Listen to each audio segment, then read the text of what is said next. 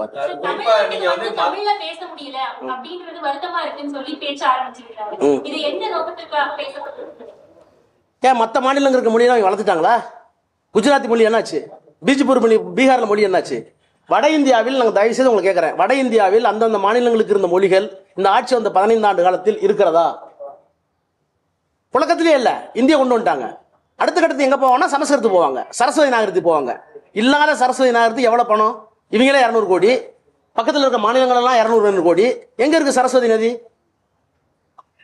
இல்லாத சரஸ்வதி நதிக்கு இவ்வளவு பணம், பேசாத சமஸ்கிருதத்துக்கு இவ்வளவு பணம். ஆனா எங்க கீழடிக்கு, எங்களுடைய நாகரிகத்திற்கு, எங்களுடைய இரும்பு பயன்பாட்டிற்கு எந்த அங்கீகாரமும் கொடுக்க மாட்டோம்னா நாங்க தான் கேட்கிறோம். என்ன உங்களோட தான் நாங்க இந்தியாவோட தான் நாங்க இருக்கிறோமா? எங்களை அங்கீகரிக்கலாம் இல்லையா நாங்க தான் கேட்க வேண்டியது. சார், சட்டமன்ற தேர்தலுக்கு இன்னும் 7 மாசம் இருக்கு. இப்பயே உள்துறை அமைச்சர் இங்க வந்து இது பண்றாரு, எப்படி பாக்குறீங்க? ரொம்ப நல்லது. எத்தனை முறை மோடி வந்தாரோ அவ்வளவு வாக்கு வித்தியாசம் அதிகமானது நீலகிரி தொகுதியில். அது மாதிரி எத்தனை முறை அமித்ஷா வருகிறாரோ அத்தனை முறை எங்களுடைய முதலமைச்சர் எண்ணிக்கை அதிகப்படுத்திட்டே போவார். அருள் கூர்ந்து அவர் வர வேண்டும். அவர் வந்தால்தான் நாங்க 200ங்கிற இலக்கை தாண்டி 210, 207 மேல போயிட்டே இருப்போம்.